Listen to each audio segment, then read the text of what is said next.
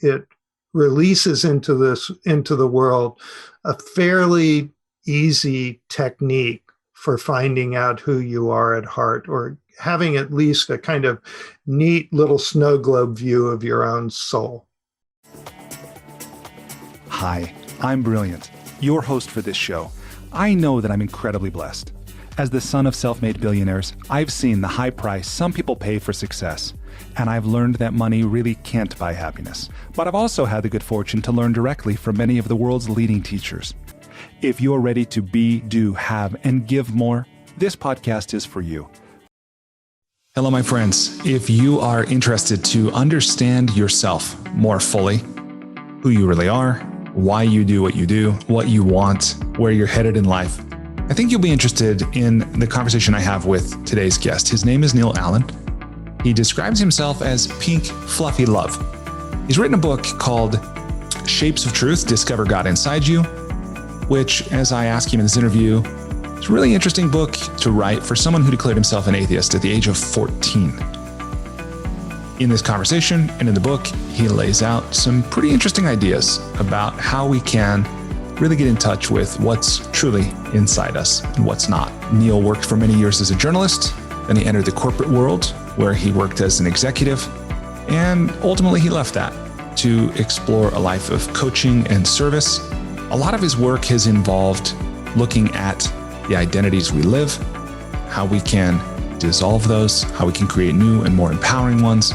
And Neal talks about something he called his burning down the house period, when he was recreating himself in his life, that I think you'll find interesting and valuable. In this interview, I'm not sure this will be in the final edit, but we'll see. Neal actually takes me through a process that he describes in his book where we go deep into an aspect of me.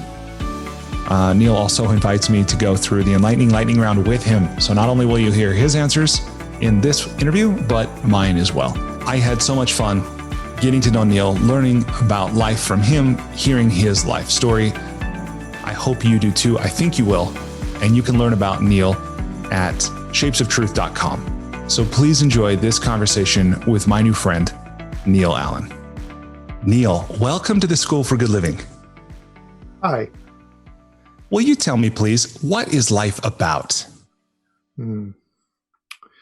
Yeah, life's usually about lots of busy things. And that misses the point. Life is actually about enjoying the moment that I'm in. And if I go beyond that, I'm kind of mucking with things. So enjoyment has a peculiar meaning. We think that it means getting a requested pleasure delivered by others or by ourselves. And what joy is actually is curiosity. And there is no effective difference between the two. Joy, curiosity, effervescence, beginning. And if life is operating the way it seems to want to operate through me, then I'm going to be able, if I'm noticing, to enter into any moment with curiosity. And then whatever happens, happens. That sounds a lot like being childlike. Yeah, it's embarrassing how when I get down to it, I'm a goofy little 4-year-old. And that's my core self, right? Yeah. I in my book, Shapes of Truth, I refer to this aspect of God that's inside me, that's kind of my core relational self, the way I relate to the world. When I am most open and most kind of myself, my core self, I guess I'm saying over and over again, it's called pink fluffy love. And that's a technical term because that's exactly how it feels. It feels pink, it feels fluffy. It's a little girl with her easy bake oven. It's a little boy rolling down a hill. It's embarrassing. That's who I am if I remove my defenses. That's how I'm meeting people, is kind of goofily. Yeah, just free and open and fearless, right? Fearless is interesting because it sounds like it's tough and ready, and it's vulnerable instead. Yeah. I'm reminded of this because I have a 7-year-old daughter, and she came down when I was working a few weeks back and wanted me to pull out her tooth. Well, it didn't come out for 2 weeks, but she was ready. And just a couple of days ago, she informed me that she had removed the training wheels from her bike herself and had fallen off attempting to ride it without supervision. I was just like, that's the fearlessness that I don't know when I lost that or if I ever really had it, but I suspect I did. I suspect you did too. And I suspect it's all there ready to be tapped again. Yeah. No, I'm knowing about you. You tap it every day. Well, thank you. Well, it's interesting to me that you chose to write this book with a subtitle, Discover God Inside You, when I understand you declared your atheism at age 14. How did you go from having it all figured out and being so certain to having written this book? There are a lot of steps in between, but oddly enough, they didn't start until I was in my early 50s. So between 14 and 52, I was a perfectly happy rationalist. And in lots of ways, I'm still a perfectly happy rationalist. But I was more a hyper-rationalist. I scorned ideas of God and divinity and irrational and supernatural and those sorts of things. I think I had every right to, because they were presented to me through the filters of religions and through the filters of belief systems that were rigid and demanded a particular metaphysics that was concentrated on life after death or on some superior being or on some oneness that it was not achievable. And that just didn't interest me. I tried it out. Everybody my age tried things out, tried out Indian mysticism, and we all fell in love with Allen Ginsberg and Ram Dass. And so we got Buddhism and Hinduism both impressed on us, and it just didn't stick with me. It's interesting. I've been reading the Buddhist Pali Canon, the earliest works, the early Buddhist writings, and Buddha basically says over and over, don't pay any attention to that stuff. Don't spend your time thinking about the supernatural or about life after death. That's not where you encounter truth, reality, yourself, ease, equanimity, all of those things. But I was happy being a rationalist. I had a newspaper career, so the world was concrete to me. I had a corporate career, so there was nothing in the way of my being a materialist and an empiricist. When I say materialist, I just mean it in the general sense. I wasn't particularly greedy, I don't think. And then one day I was dating, in 2006, 7, 8, somewhere in there. And the woman I was dating said, hey, I want to go out to Spirit Rock, which is a nearby, it's actually now only about 5 minutes from me, a nearby Buddhist center run by, or founded by Jack Kornfield. And I want to go see, she said, this spiritual master named Adyashanti. And so I said, sure, skeptically, but, we were dating, and so I was going to go along with it. And I sat in a room with a bunch of bourgeois people meditating, and this guy was sitting on a little throne kind of seat up in the front of the room and looking very serene.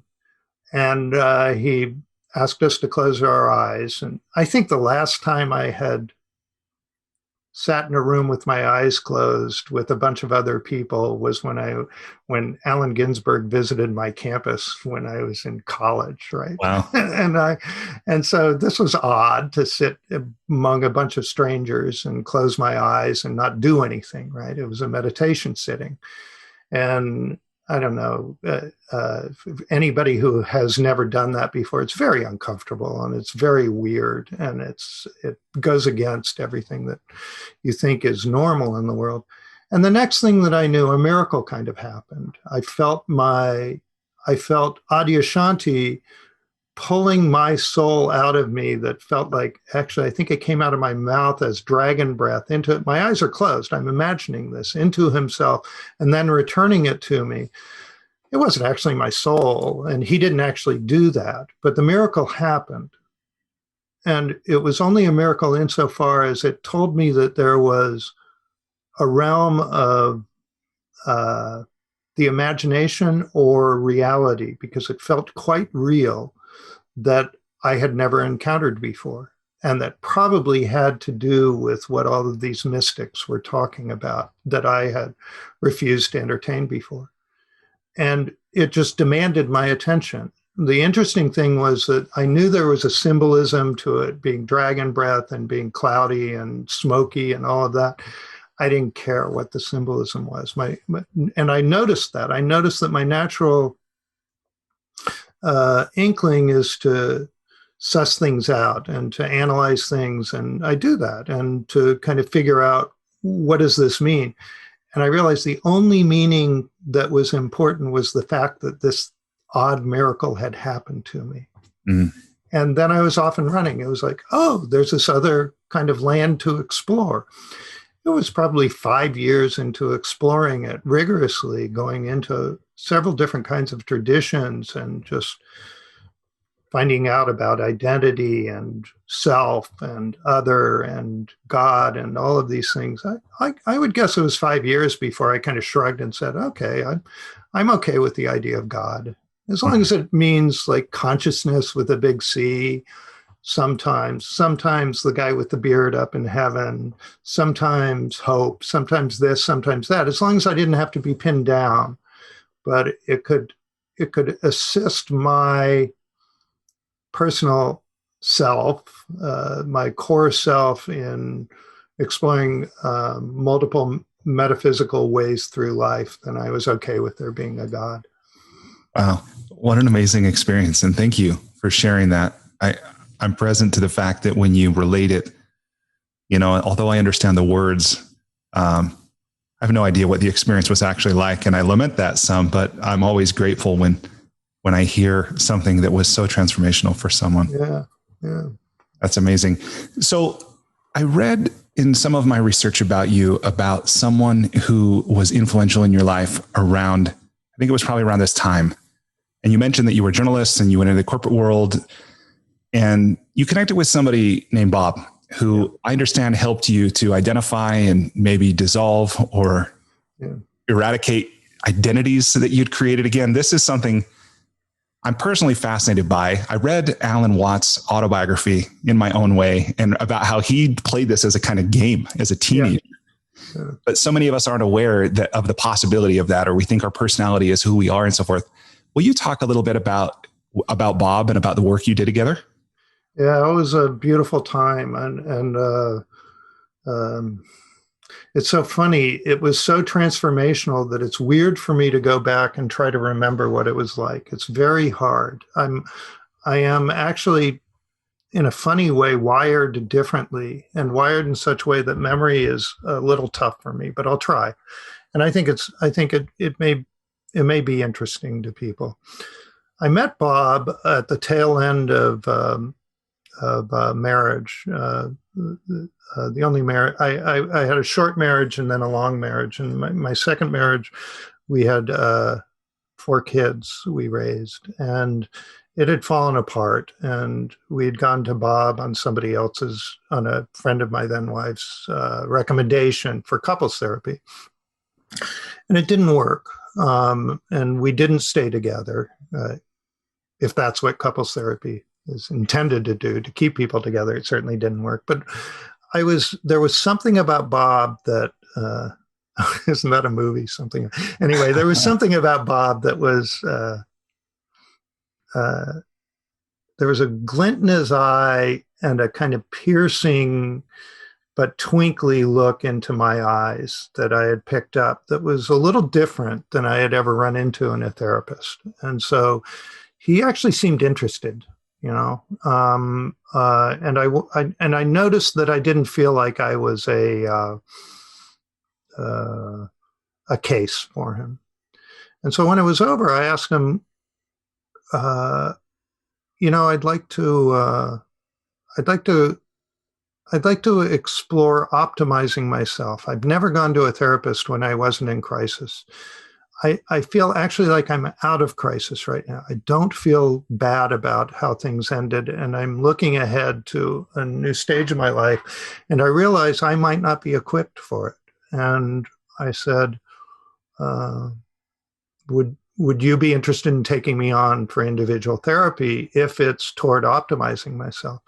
And he had to get approval from my ex-wife, and she gave approval for me to go see him from then on alone.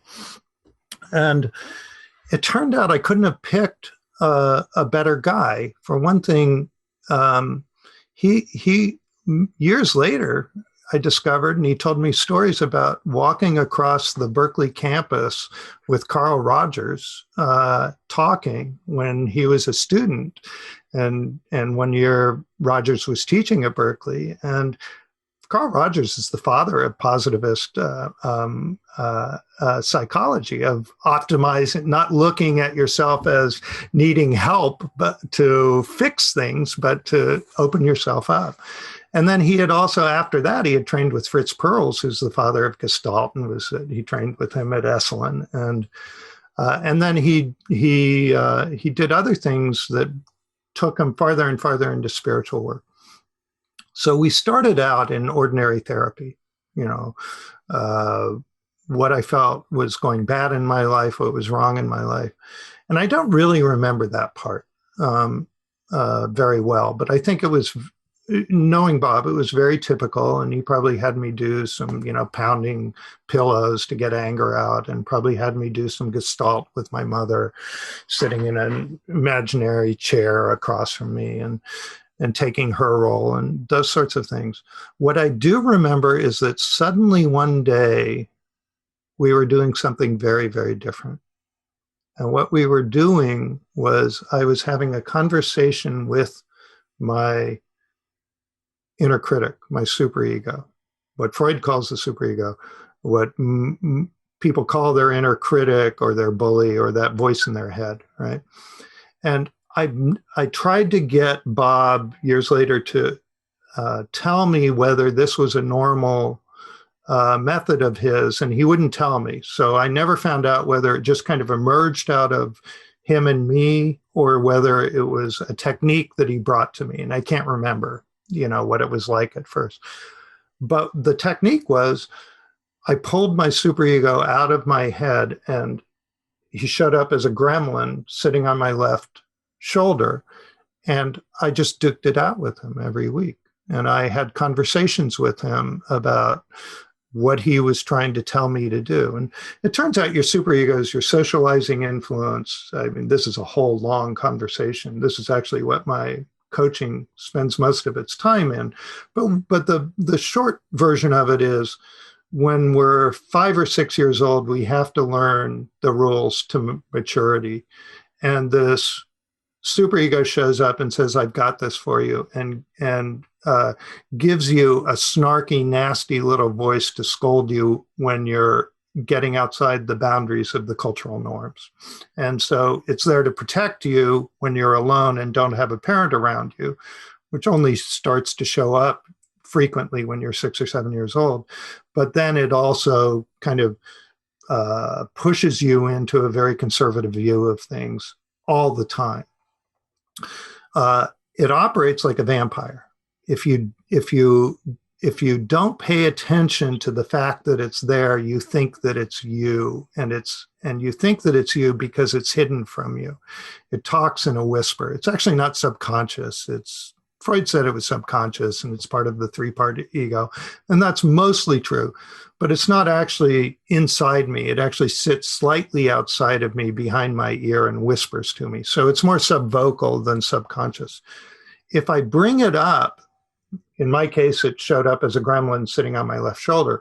If I bring it up out into the open, it loses a lot of its force, because I get to hear how incredibly stupid it is. It is so simple-minded. All it does is talk in these circular reasoning that says, well, you need to do this to be liked, and you need to be liked because you need to be liked, right? That's one of its favorite things to tell you. And after a while, you start to notice when you're talking to it that, what if I don't need to be liked? What if I don't care whether I'm liked by every single person who crosses my path? Does that actually hurt me? No, it doesn't. It actually kind of tunes me into what's going on. It doesn't mean I hate people more. It actually means I'm not scared of people. I don't have to put on a funny face in order to get their attention anymore. I don't care whether I get their attention. And the more I conversed with my superego, the more it moved to the side. What I discovered was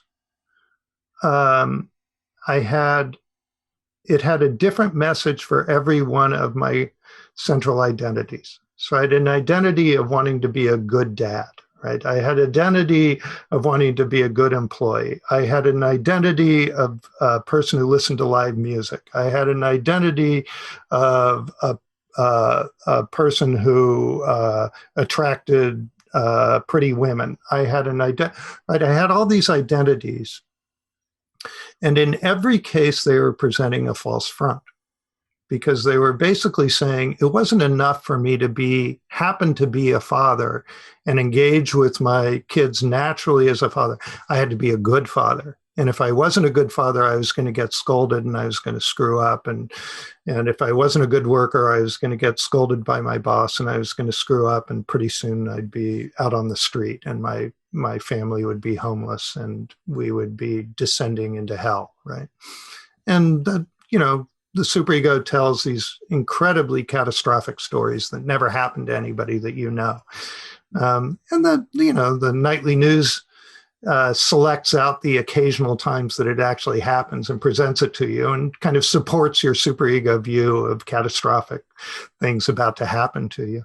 And so I moved one by one through those roles and said, what would it be if I didn't care about whether anybody was watching when I was a father? What kind of father would I be then? What if I didn't care about whether my kids valued me as a father? What kind of father would I be then? And you slowly discover that as a mature human being, you actually know all the strategies. And you know which strategies are wrong and which strategies you've tried them all and you've failed at the dumb ones and you've succeeded with the smart ones. And you don't need this extra voice in your head telling you what to do. The removal of the extra voice in the circumstance of the role is exactly the same as clearing away an identity.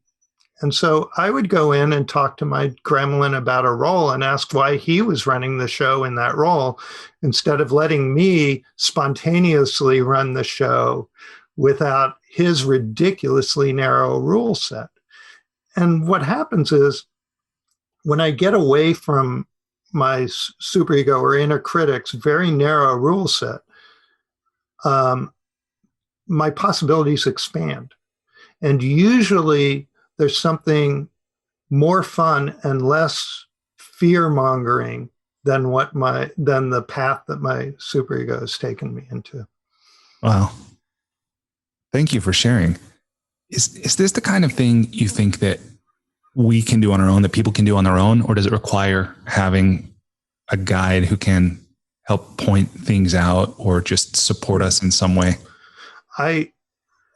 Everything that I do, I was guided into. So with my clients, I have a private practice, and I have a full schedule of clients who come and we do this kind of gestalt work with the superego. They get to meet their superego and spend time with it. And I do a few other techniques.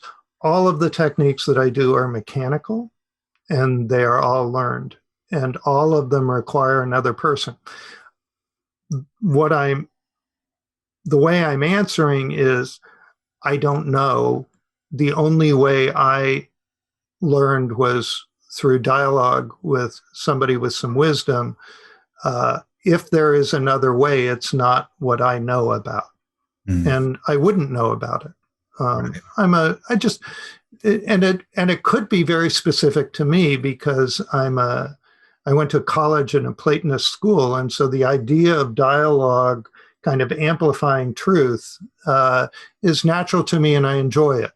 And so I'm going to move that way. Yeah.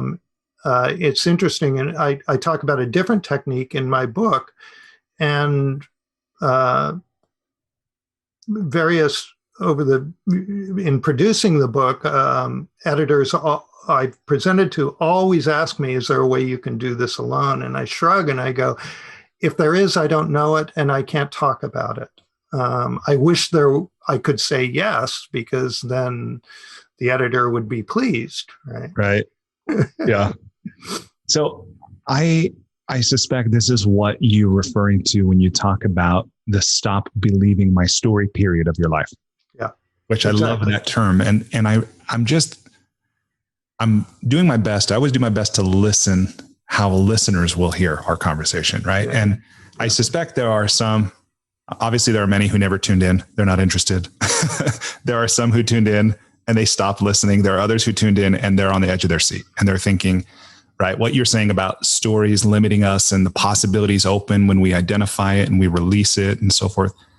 I personally find very fascinating, and I suspect others listening find very fascinating and useful as well. So this whole stop believing my story thing is such a beautiful way of describing a possibility for living. Yeah. But what's followed it, what you describe follows it, I'm really curious to learn about, which you say, then there was a burning down the house period. What do you mean by that? Yeah. So this, I think, is an experience shared in most mystical spiritual paths that go beyond an ethical code. And that's that as you remove identities, as I removed identities, my life tended to slightly simplify. So it's hard to remember this. The easy way to think about it is, if I don't need to be a shiny person out there, I don't need my Jaguar anymore, right? Or my BMW 7 Series, unless I happen to like it, right? And there are good reasons to like fancy cars. I understand. I understand Osho had like 200 Rolls Royces. Yeah, that's right. He did. And by the way, Bob was an Osho guy.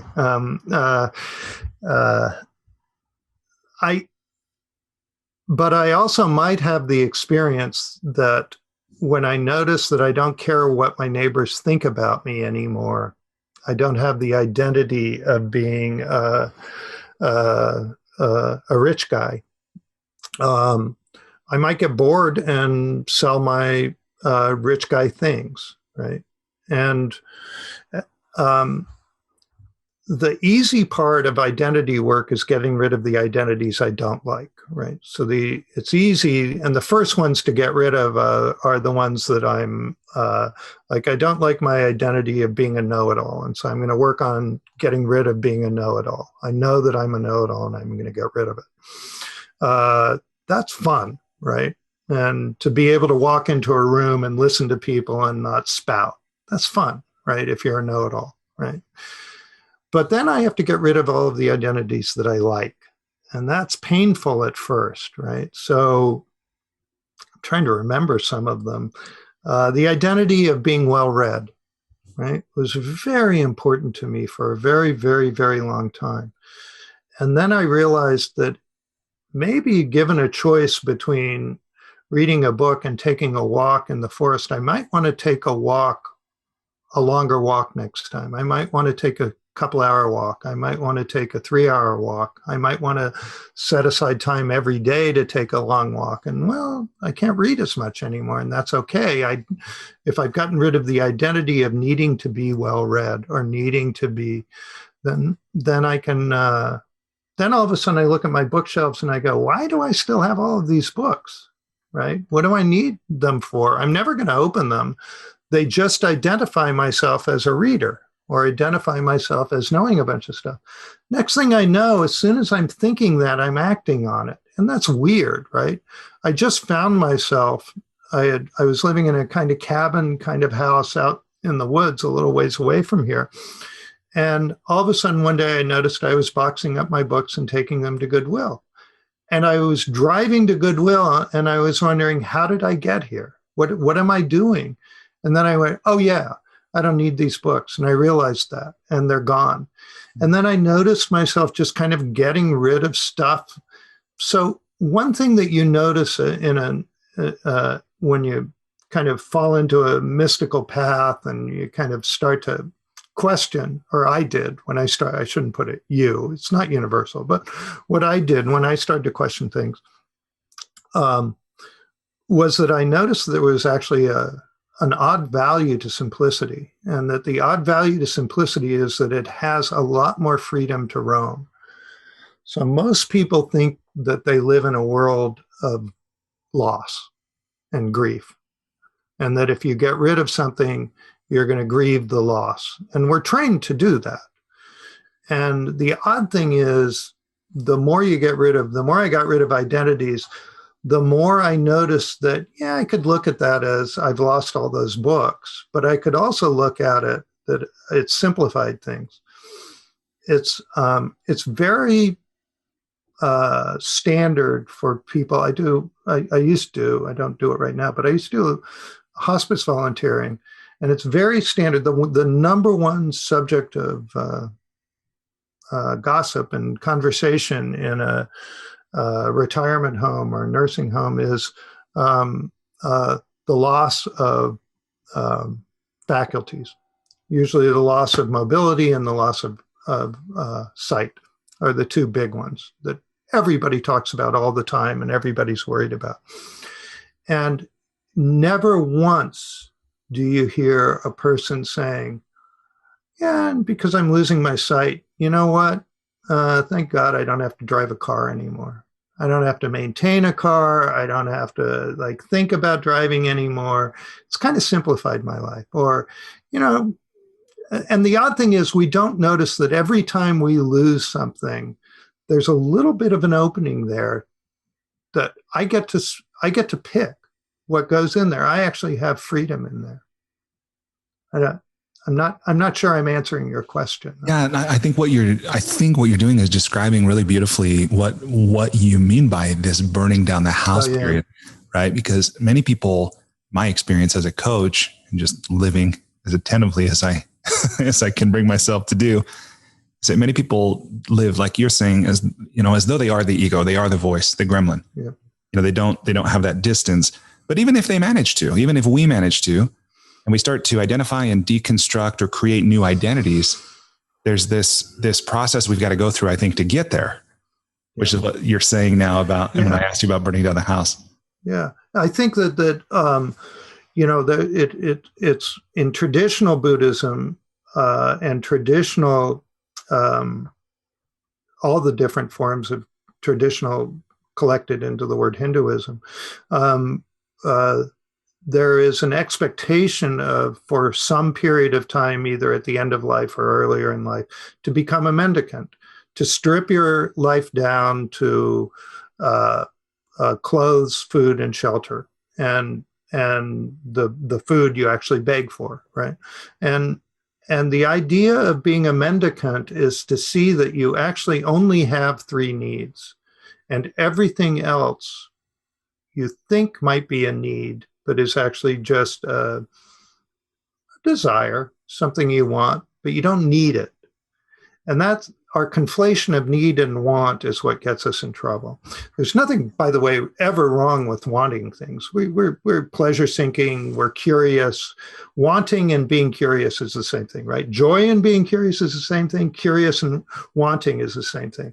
What's the curiosity of a child? A red ball that he doesn't even have the word ball for. He wants it, but why does he want it? To pull it closer to see and lick it and feel it and see what it is. Out of curiosity. Want and curiosity are the same thing. You see this particularly when you see mothers and daughters shopping in clothes stores together. Is they have a socially acceptable period of time to have no expectation of buying anything, but to just go through a rack and another rack and another rack of clothes going, cute. Oh, isn't this cute? Oh, isn't this cute? Oh, that's so cute, right? There's only one word, right? They use it over and over and over again. But what they're doing is that they're allowing themselves to want and want and want and want with no expectation of getting. right? Mm. It's called window shopping, and it's lovely to watch people doing it.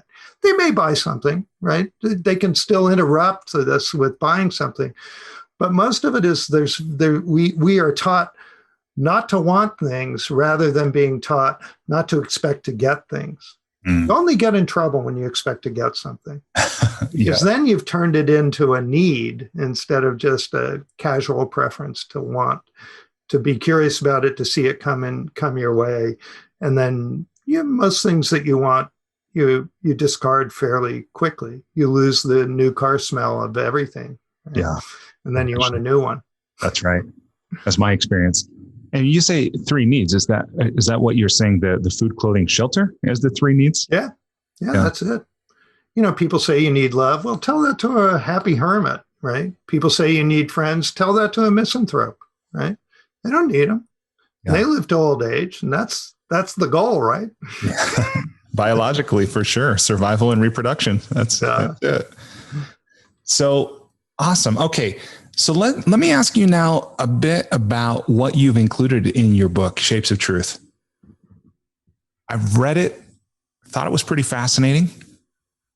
I love that it draws on a number of wisdom traditions.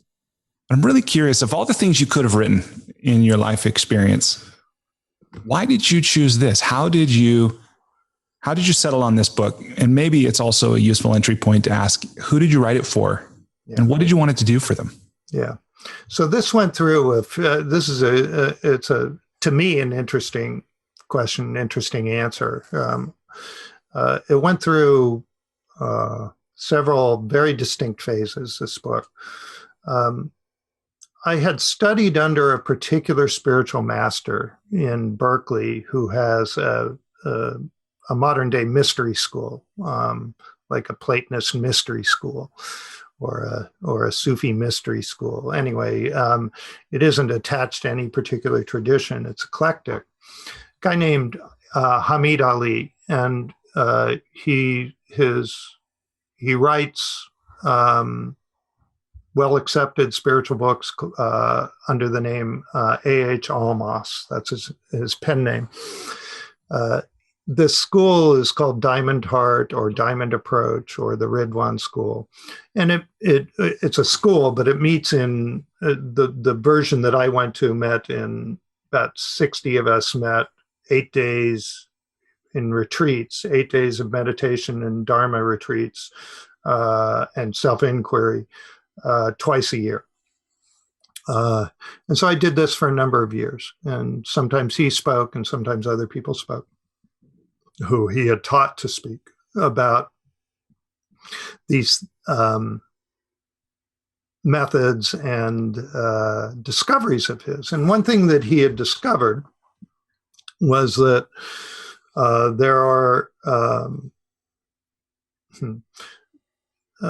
aspects of God that have their own vocabulary as distinct things that are universal, that can be seen within your torso, which is very peculiar and woo-woo and crazy, right? And so the idea is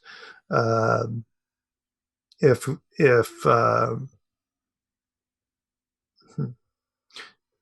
I should be better at this. My wife, who is extremely pithy, my wife is Anne Lamott, who some of you may know, and she's a melodist, and she's just very, very brilliant and smart and pithy, and she can crack you up and explain things in 10 words, and it just drives her crazy that I don't do that. But hidden in your body is a set of 35 divine objects that represent aspects of God. And what Hamid shows his students is that they can grant, if you discover them, immediate relief from an everyday suffering, an emotional conflict, and that over time you can discover that they are who you are deep down inside. And yeah, if you want to know more about all of that, read the book. But what happened was, as I was studying under Hamid and learning about these things. And, one object represents divine will, and I can find my own will through the divine will by knowing more about divine will. One represents divine curiosity, and I can free up my curiosity. And each has a color, like curiosity is yellow, will is white, and a shape and a texture. And if I find yellow inside me doing these exercises, it's the exact same yellow as you find inside you. And so there's a universality to this vocabulary of about 35 colors that can be investigated inside. I noticed as I was listening to him and learning this process and seeing its benefits, that it seemed to me that it had a relationship with something that I had studied in college, which was Plato's ideals. And so I thought that that was interesting, and that Platonist scholars would be interested in this, and that it could open up a kind of interesting little avenue for scholarly research. And also A.H. Almas Hamid would get credit in the outside world for this discovery that might have repercussions outside of his little mystery school and might have benefit outside of his mystery school. And so I had actually left the mystery school by this time. I had left the Diamond approach.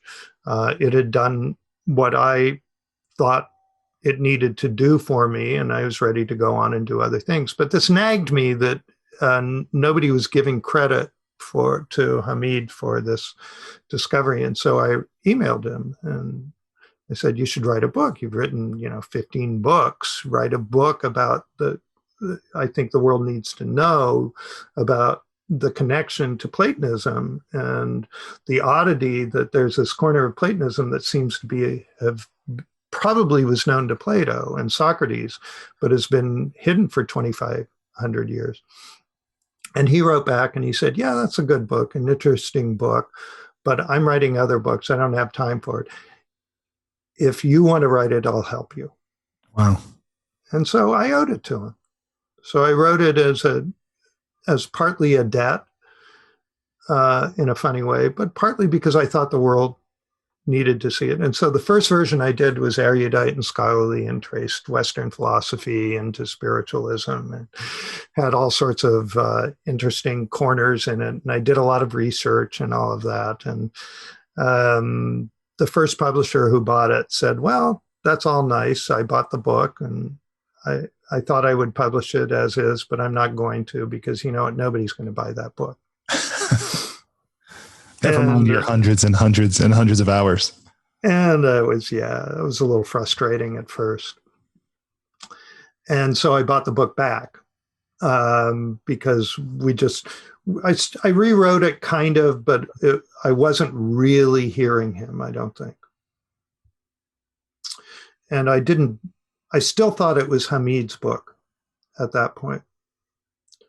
So I sold it to another publisher and he said, I will only buy it if you make it more about the benefits and less about the history of it.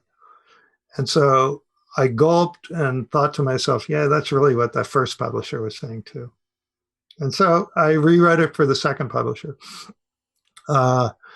And I kind of liked it. I kind of thought it was a little awkward. And then he had this other idea to flip it upside down. It's complicated, but then I rewrote it a third time.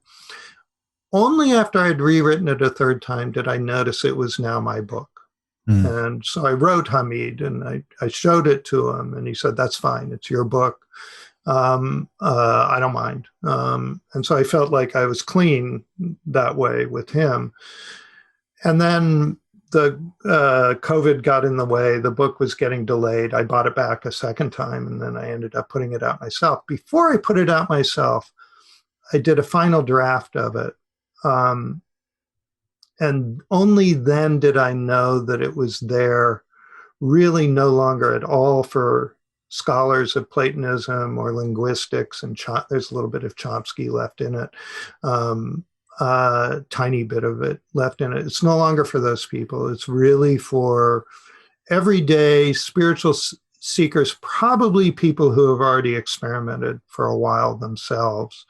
And if there's a value to it, which I can't tell you what it is that it releases into the world a fairly easy technique for finding out who you are at heart, or having at least a kind of neat little snow globe view of your own soul periodically.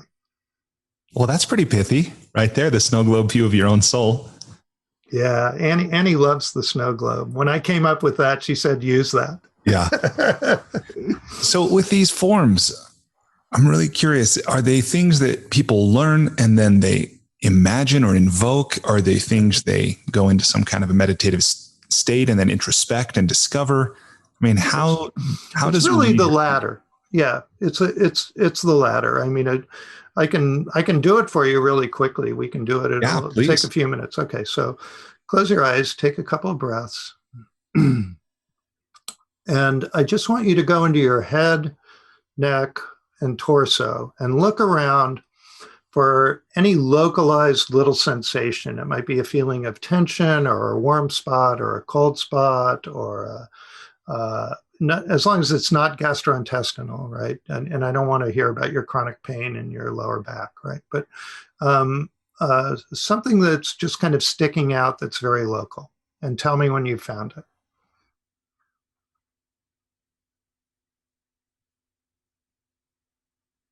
You're saying only in the head or neck? Head, neck, or torso. Oh, head, neck, or torso. Yeah. Just not in your limbs.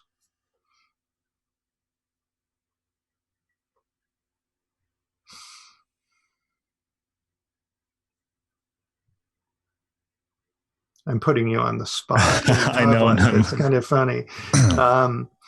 It's quite often a feeling of tension or clenching. Yeah. So I found something. Okay. Where is it? It is in the upper part of my head. It feels like the inside of my skull, in the back. Okay. Inside in the back of your skull. And what's the sensation that you're feeling back there? It feels like, I would say pain. It feels like a little bit of, it almost feels like a plane, like a board is attached against two parts of my skull, the kind of the top and the back. Okay, so you have a feeling of pain and a board attached to the back of your skull. How tall is this board pain feel in inches? I mean, maybe 3. Okay, and how wide is it? It's because it's a square. It's not a cube, but it's a square, so it's like 3 by 3. 3 by 3, and front to back, how thick is it? Probably a centimeter, half an inch, a little less. Okay, 3 by 3 by a half. Does it have sharp or rounded corners? Sharp. And you said it feels like a plank. Does it feel like wood or rubber, or is it solid? It is solid. What's its density? Is it more like wood, rubber, steel? It's hard. It's not as hard as metal, but it's like wood, almost like plywood. Okay. And is it floating, or is it, I think you said it was attached. It is attached. Can you see where it's attached? Yeah. So, Yep, I can. Okay. And is it moving or is it still? It's still. What color is it? It's brown. It's like wood. Like wood. And is it shiny or matte on the outside? It's it's more like matte. So it's the same wood it doesn't have a skin. It's the same wood on the outside as on the inside. Yep. Okay? And go into the center of it. I know it's only a half inch thick, but go in a quarter inch. Is it the same color in the very center, or is it darker or lighter? Now I've introduced to myself this idea of plywood. So it seems to be varied, like strata throughout, but in the center, it's therefore also that same variation. Okay, so it's like plywood. It's 3 by 3 by a half inch. It's got a feeling of pain or tension. It's attached in two spots. It's brown like wood. Does it have grain like wood? Yeah. Okay. All I want you to do now is look at it. All you care about are its physical characteristics. You don't care why it's there or how it got there or anything. And just look at it and take your time and let me know if anything changes. Or let me know something you haven't noticed about it before, if you notice anything else. You can look at it from the outside. You can go into it, however you want to look at it. Yeah, so I do notice two things. One is that my perspective of it is fixed. So I can see that I'm only looking at it from a certain angle.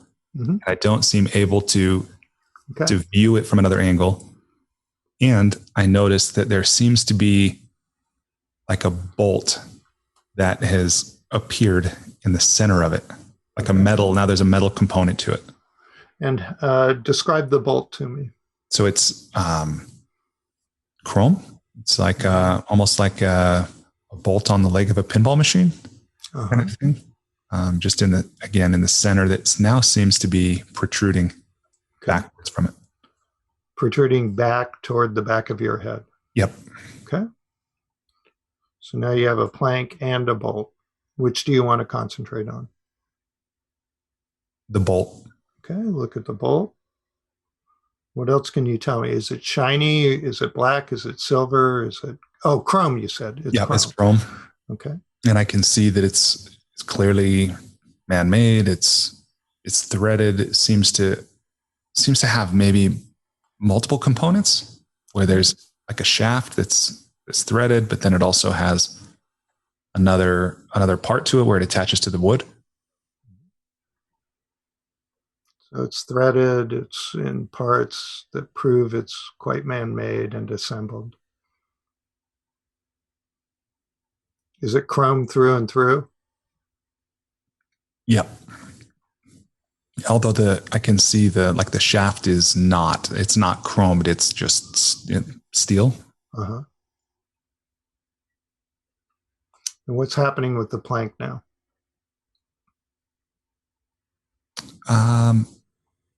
It seems to be moving more toward the center of the skull. It's not as fixed. It's still attached, but there's a sense of movement to it now. And is it carrying the bolt with it as it moves toward the center of your skull? Okay, yep. Just watch it move toward the center of the skull. Is it more like it's floating now and less like it's attached? Yeah, it is. It's almost like it's flattening and expanding a bit. Uh-huh.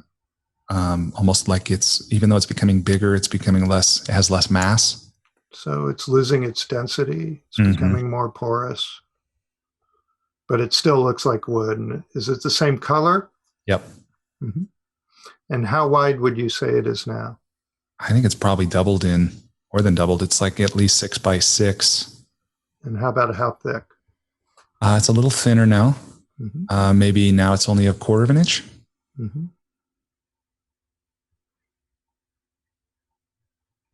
What's happening now?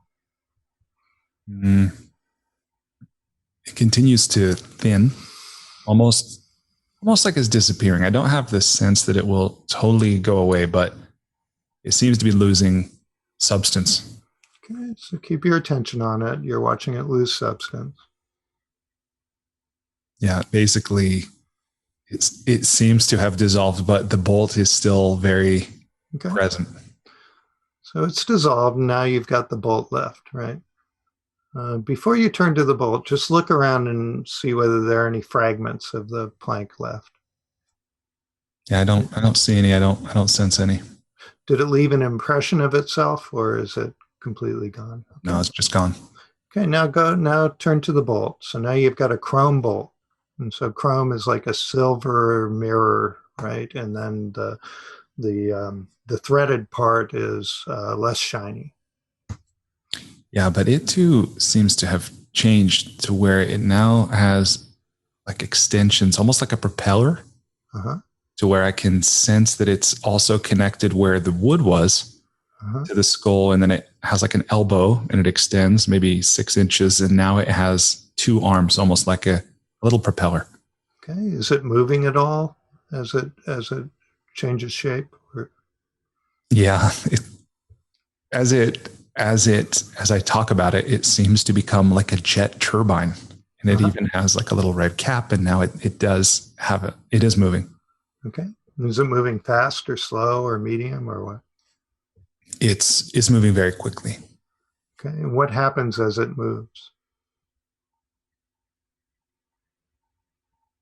Nothing. Okay. And the red cap, tell me about it. I would imagine it's aluminum. it's it's kind of cool. It's it's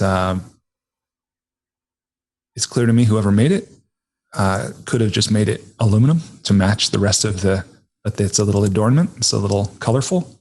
Uh-huh.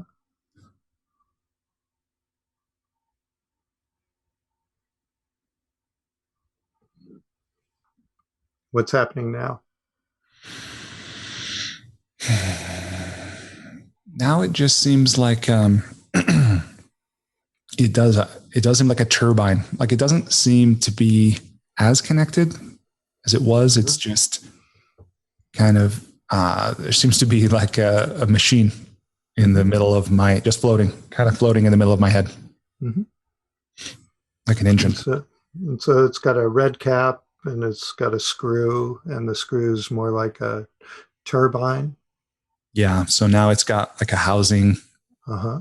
like a really cool, And a like a really propeller. cool piece of aircraft equipment. Uh-huh. When you go inside it, what color is it on the inside? It's also kind of aluminum. Uh-huh. When you look up, when you're inside it, what do you see? Just I sense it's dark. It's kind of dark, and there's a smooth interior wall, and I can just see that barrel shape.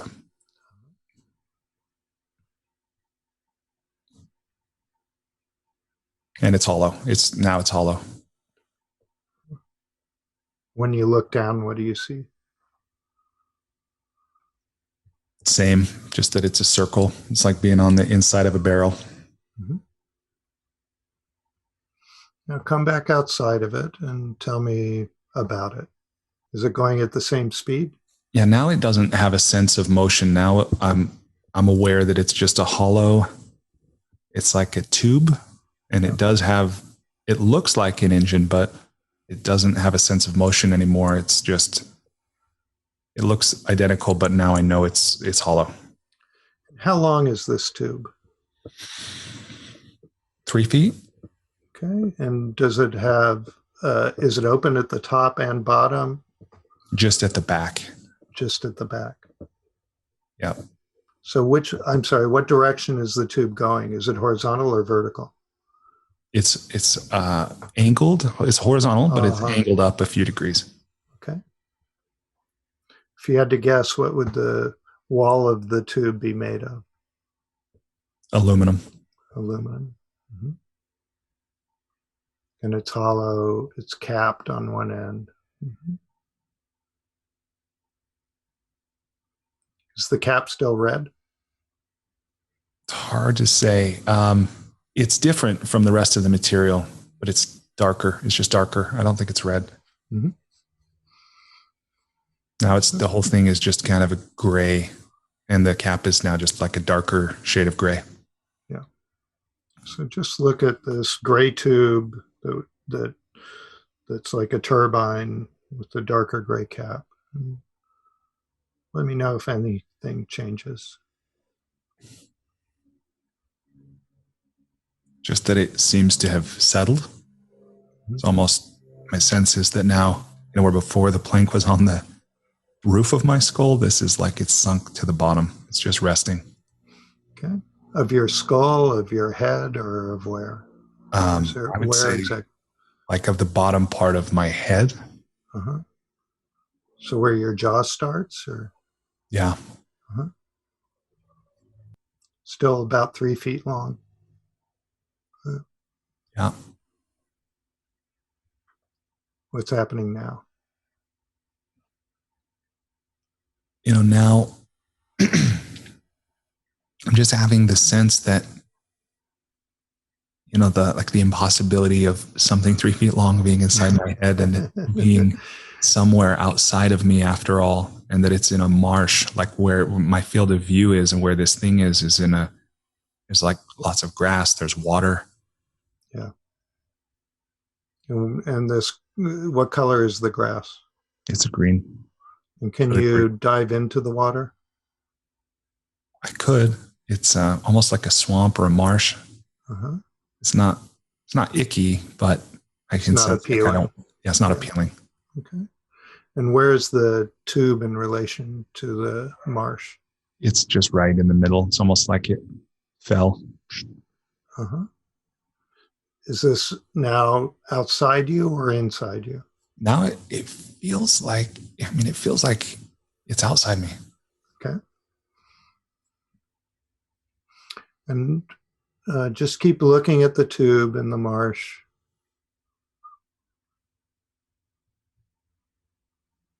Is it still moving away from you, or is it No, sitting? it's just sitting, and I seem to be stationary, just viewing a landscape with the Uh-huh. tube just in the foreground. Mm-hmm.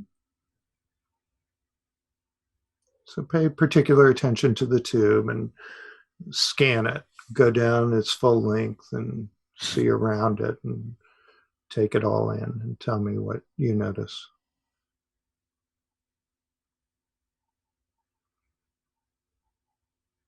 I noticed that it has just a little bit of like it's clearly manufactured, right? It's like almost segmented. It's been put together. Still, it's hollow. It's gray. It's almost like a primer before you paint a car, or like on many military aircraft. It's just kind of like a dull gray. Mm-hmm. And how big are these segments? How many of them are there? I really only see one, and it's almost divides it in half. Uh-huh. What's happening now? I just have like I have a feeling of I have a feeling of peace, and I'm also present to the kind of a juxtaposition of here's a natural landscape with something that's clearly man-made and purposeful, like it's an object of travel, of power, that's in this moment just stationary. It's kind of interesting to see nature and man-made just kind of resting. It's just really serene. And then I have this sense that I'm moving away from it, like it's diminishing. So watch it diminish.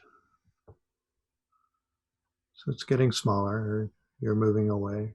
Perspective. How big is it now? How big? It appears to me to be, because of my distance from it now, like millimeters. Okay. Tell me if it disappears. Yeah, I can't see it anymore. And look around, see if you can see any remnant of it. No, I don't. Okay, now go into your torso. And what color do you see on the back wall of your torso? I feel like I'm having a hard time turning to see the back wall. Yeah. So just be in your torso however you want to be in your torso. I'm going to, just for a second, I'm going to ask, how do you feel right now? I feel good. I feel really good. I feel peaceful. So now just look around and see if you notice anything.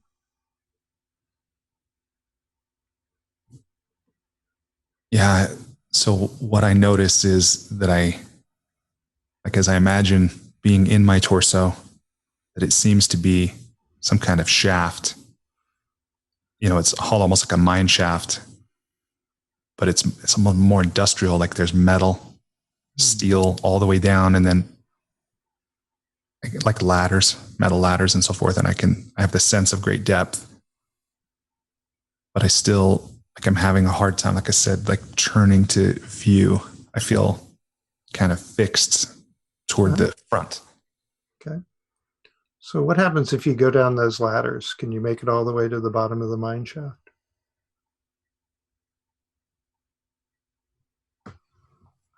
I have the sense that, I mean, I can descend, but it's just like there's blackness down there. Why don't you just descend into the blackness? And tell me about the blackness. Is it dull? Is it shiny? Is it?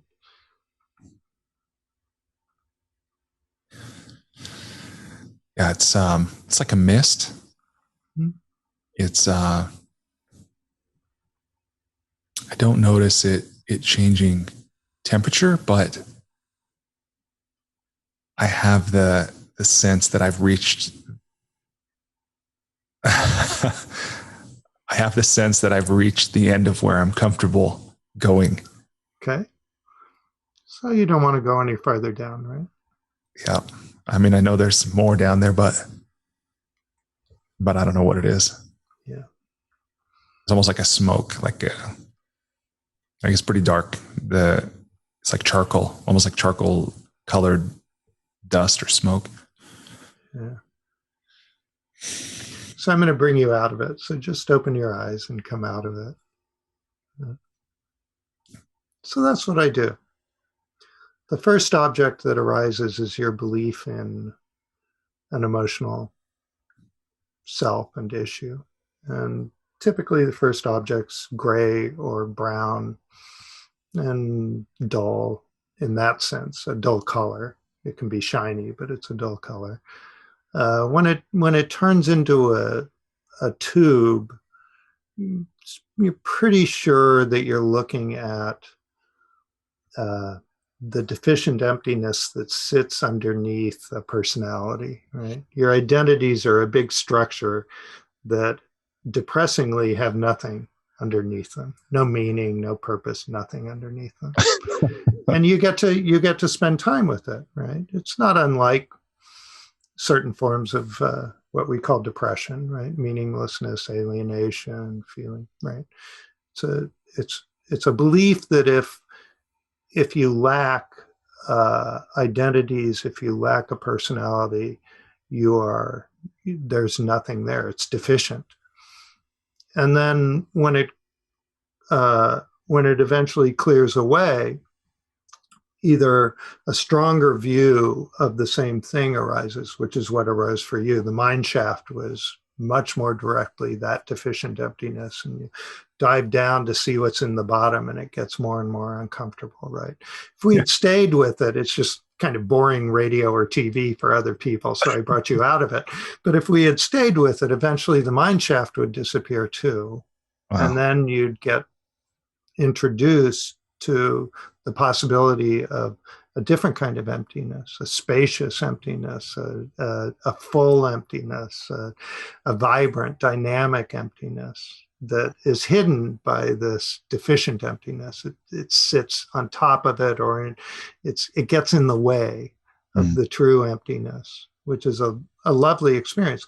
But interestingly, in the transition between the first view of it and going deeper into it, you had a very typical experience of when you've given yourself the right to look at something like deficient emptiness or some other emotional conflict in a concentrated fashion, without trying to fix it or avoid it or deny it or do the normal things that we do when that same conflict shows up in words in your head. Mm-hmm. When it shows up in these body forms inside you, they seem so benign that you get to spend time with it. And so my sense, the way I put it, I'm just making up these words in a certain way, is when it feels like it has actually been seen through, it waves goodbye and disappears. And inevitably, there's a feeling of well-being that arises. And the funny thing about the feeling of well-being is it's not just, I'm glad that particular emotional conflict that I was looking at that triggered that particular symbol to show up inside me is gone. I feel good about that. I feel general equanimity. I feel general contentment. Like, not only is that not wrong with me, there's nothing wrong with me. Yeah. Yeah. No, that is beautiful. And I'm really grateful to you.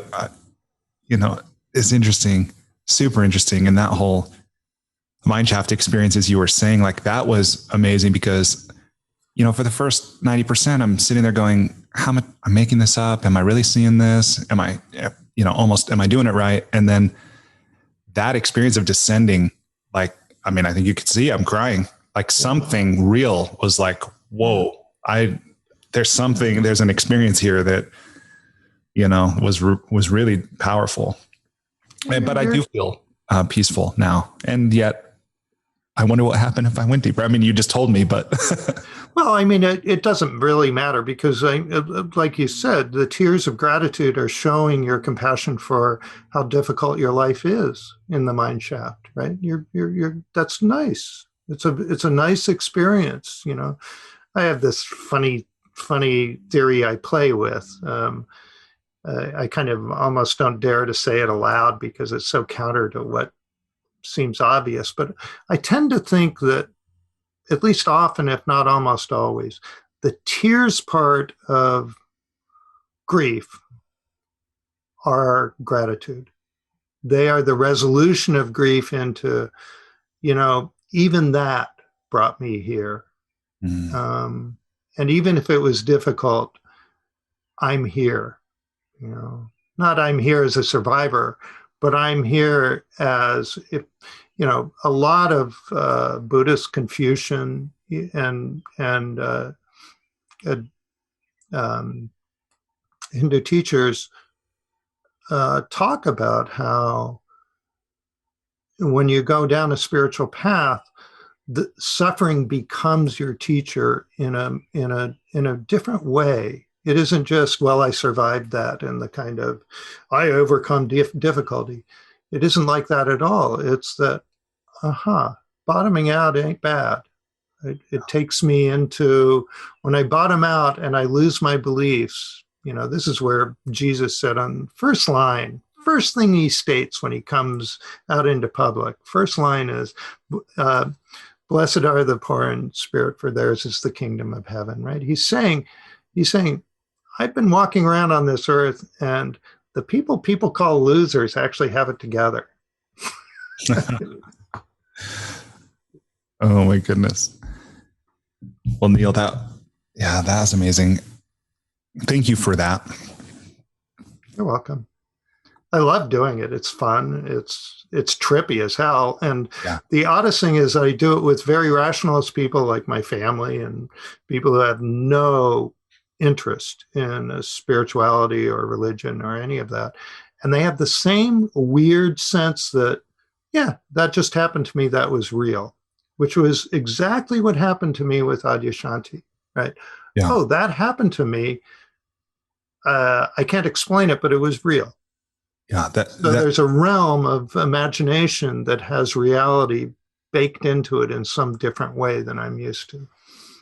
Yeah, absolutely. And this is something I'm just so fascinated by pretty much every morning when I wake up, about how experience is real, right? The experience is real, but the inputs of our experience are not always real, or we have, a lot of latitude in what we choose to focus on and what we make it mean and like all this. So I know you do this. You mentioned already that you coach others. Yeah.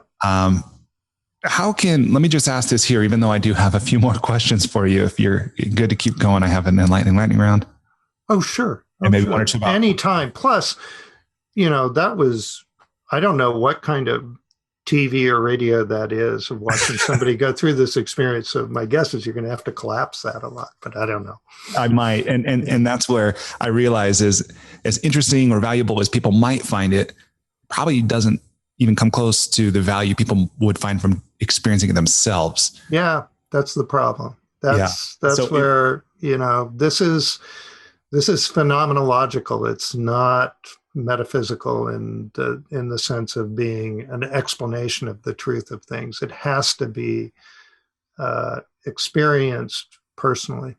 Yeah. So if people were interested to connect with you, to have an experience like this, to learn from you, what would you have them do? Well, if you go to my website, there's a page where you can get on. From time to time, I have right now I have a full plate, but that changes month by month. I have a very short waiting list right now. But um, you can sign up there. The other thing is, while you can't do it by yourself, you can do it with a friend. You don't need me.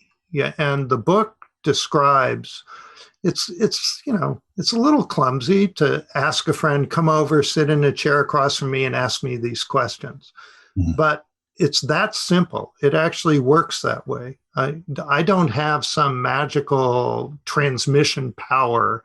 Mhm. And if you listen to my questions that I was asking you, they are I because we were I wanted to kind of keep things going. I asked one or two leading questions, but I try to ask zero leading questions. Mhm. I simply ask in succession what anybody sitting across from you could ask, which is close your eyes, go inside, look around for something that's sticking out. And then I ask, how wide is it? How tall is it? How thick is it? What's its density? Does it have sharp corners? Is it shiny or matte? Is it floating or is it stuck? Is it moving?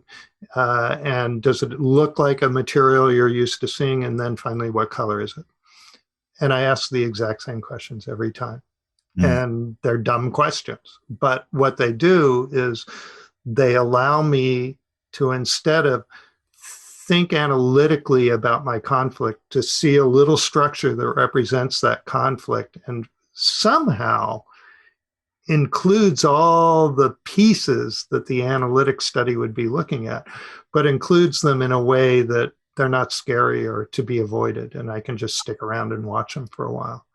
And as if I've analyzed them with my mind, they do what normally venting does, right? Venting about something, complaining about something gets rid of it, right?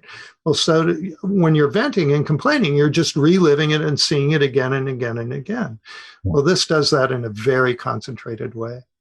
Yeah, it's really amazing. And I know many great teachers have pointed this out, but again, I find it just so fascinating that in our experience, we do describe things, examples are hard, right? That like wood is hard and so is a subject perhaps. Yeah. Right. Or dark. Humor can be dark and then the sky can be dark. And just what you're saying about these shapes inside us that can represent or give us access to understanding or resolution that we wouldn't have necessarily if we did it through our rational thought or through words. It's really beautiful. It's a whole different sense of metaphor. Metaphors that are real are really peculiar and powerful, right? And then, I got very interested in metaphor, and well, that's a different conversation. Yes. Yes. And the website you mentioned, shapesoftruth.com, so Yes. people can learn more about you and sign up, or at least for the waiting list. Oh, I was thinking earlier, can I interject one Please. other Absolutely. example? And I thought that because, you have I've been before I focused more on the spiritual side of these techniques, I came out of a executive coaching tradition after a corporate life, 15 or 20 years in big public corporations.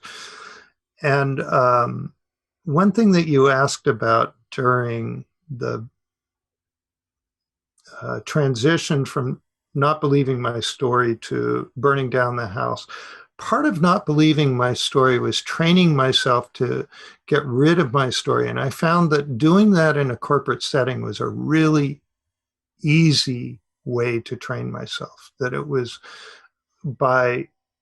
at work, I could train myself to get rid of my story. And then once I got used to it, I dared bring it to my closer friends and intimates, who it's much scarier to make myself vulnerable to. So I'll give an example. I had an enemy at work, or at least I perceived him as an enemy. And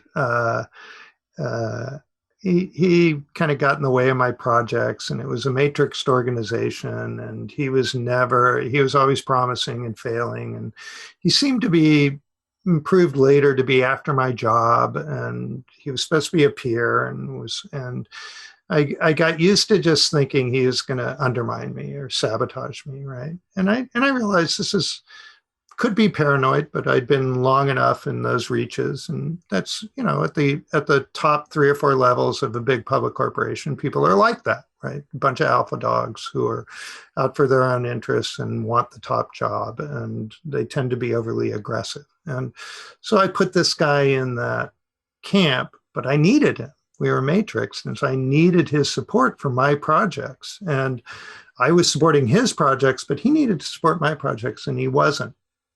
And I was pissed off, and I was, I just didn't even like looking at the guy.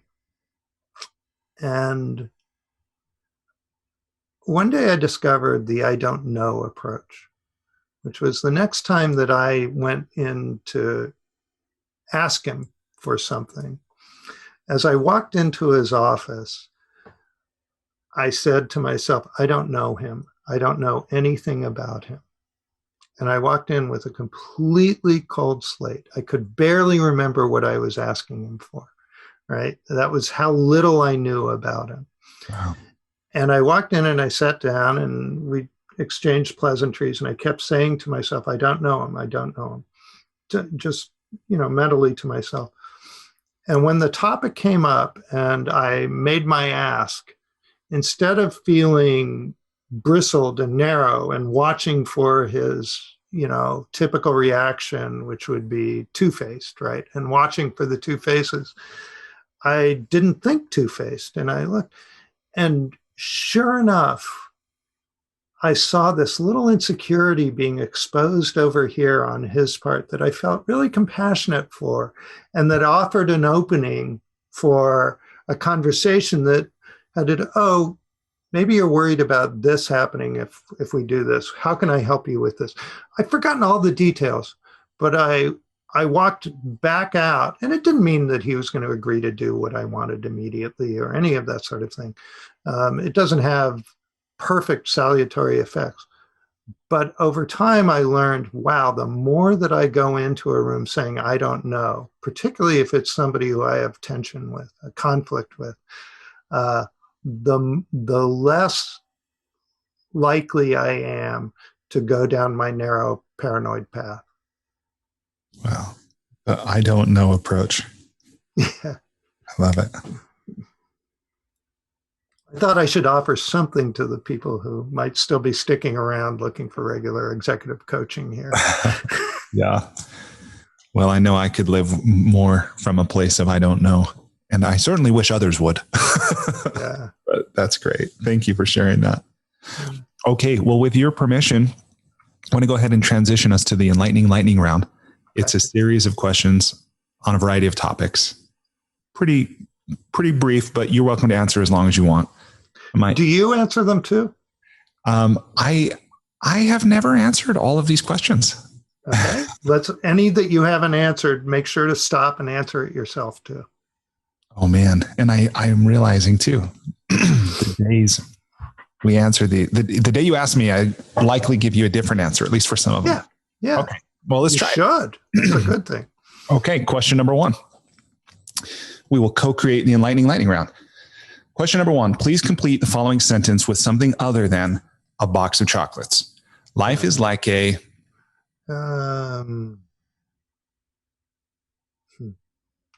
Life is like, life isn't like anything.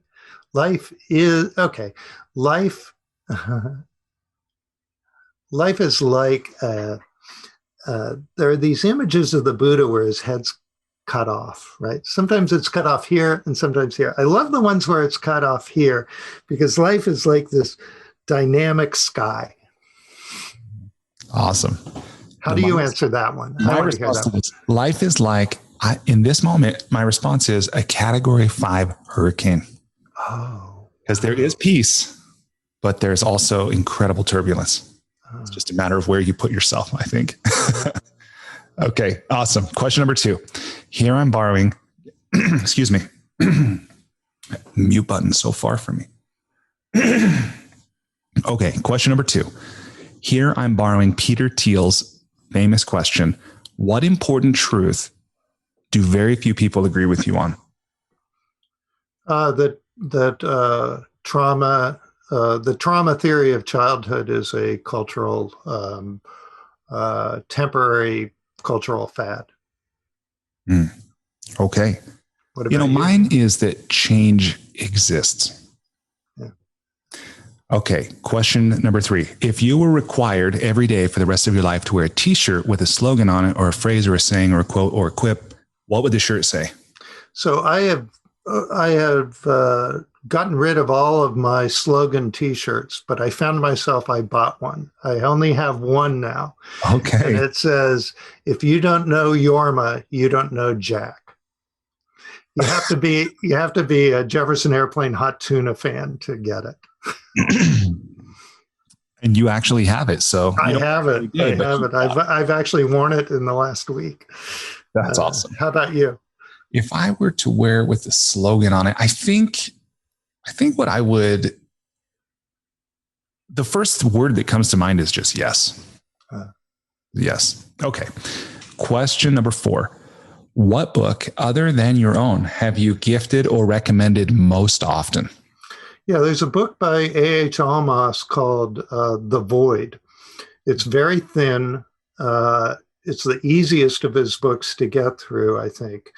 And it's fascinating. It actually talks about 4 different versions of space, that emptiness that we get to know. And one of them, for instance, we looked at in your encounter with yourself, called deficient emptiness. And then there are 3 other that are more lovely divine forms of space and the void, different ways to experience emptiness.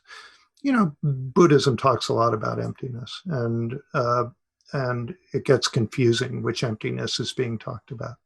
Yeah, I love that, because someone pointed out to me the difference between nothingness and emptiness. Yeah.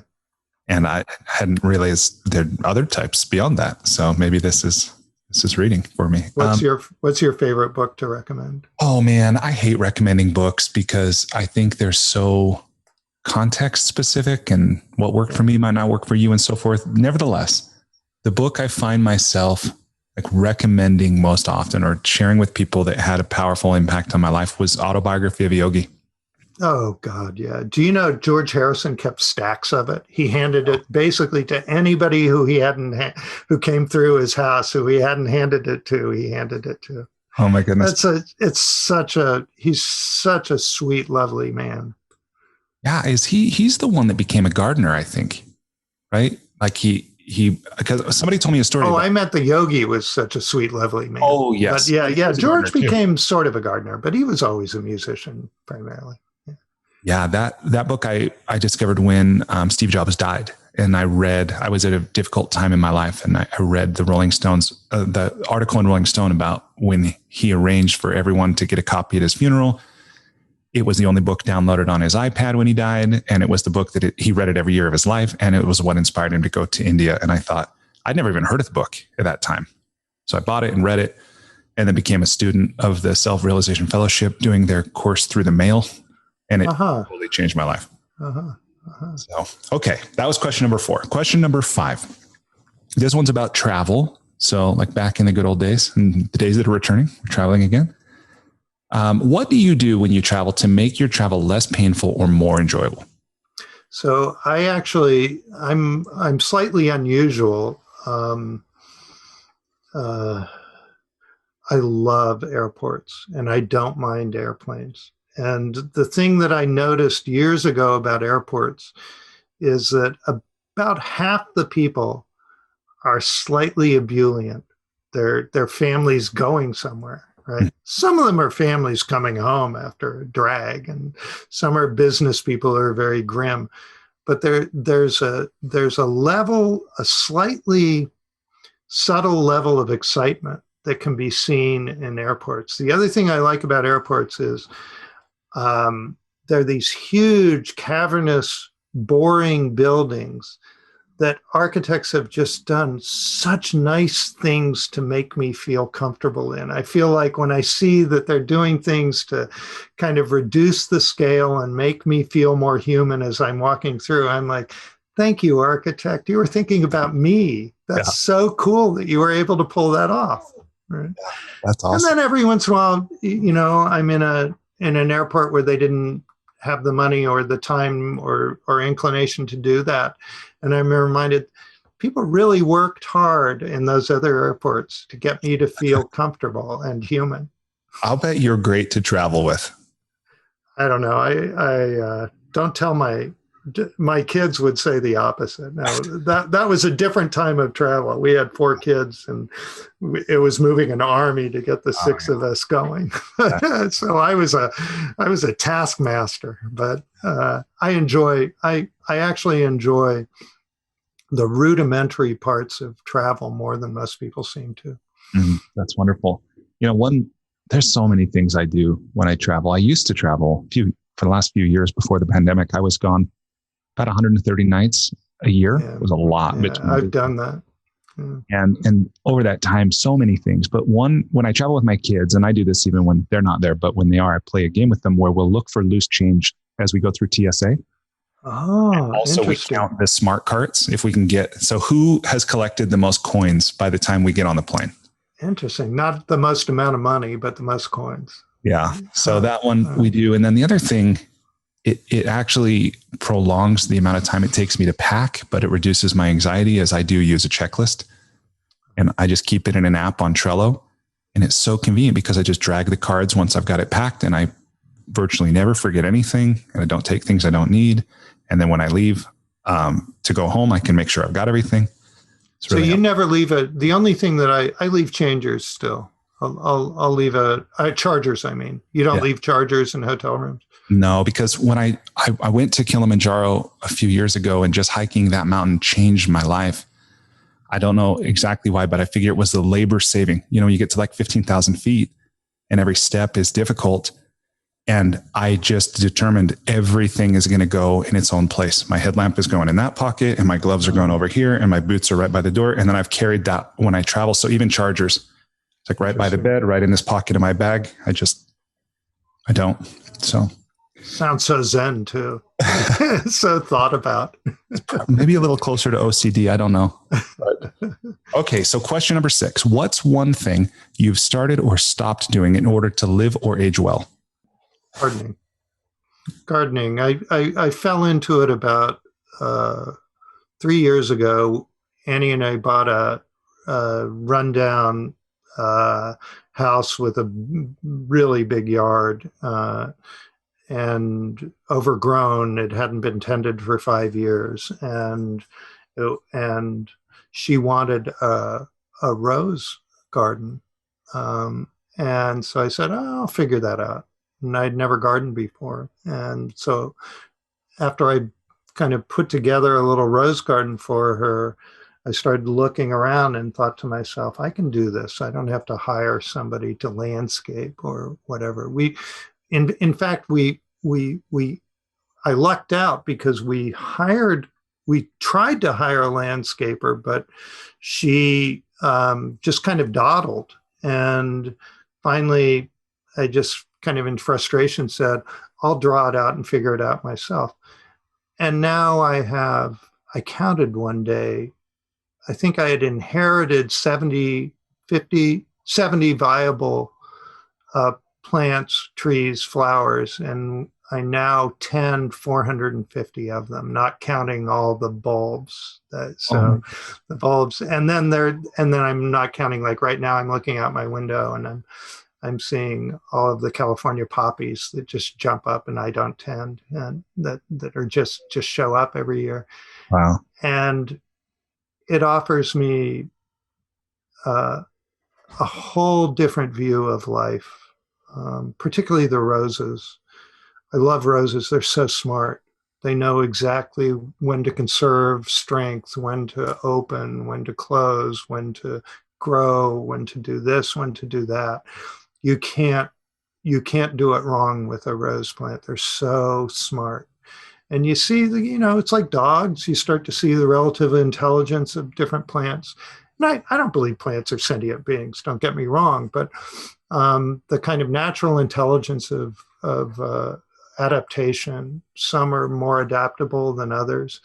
And then the ones that are less adaptable, it's kind of, they're sort of, I get my own sense of there's a preciousness in their fragility. And I also had to learn that there was a big lesson that some of my plants were going to die. And I had to get used to that. And I had to notice that I'm going to fail in my duty if that's how I want to look at it. Or I can look at it that I know what I know and I've learned what I learned. And one thing that I told myself when I entered into it is I am never, ever going to want to be or try to be a master gardener.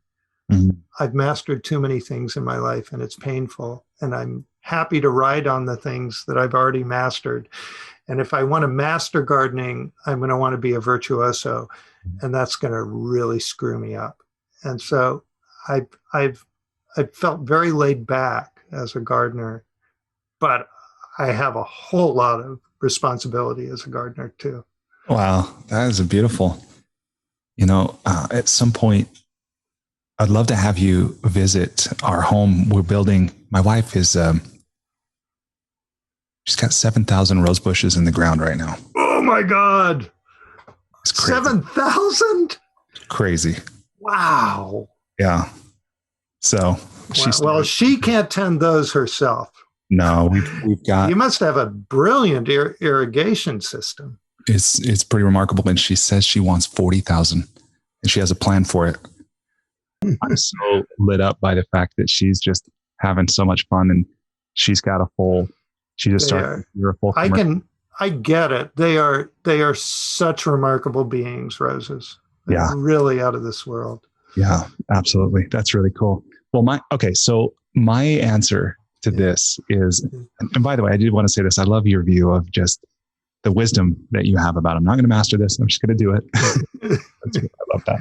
Okay. So that question, my response to what I started or stopped doing to live or age well, this was probably close to 10 years ago. I quit drinking. Yeah.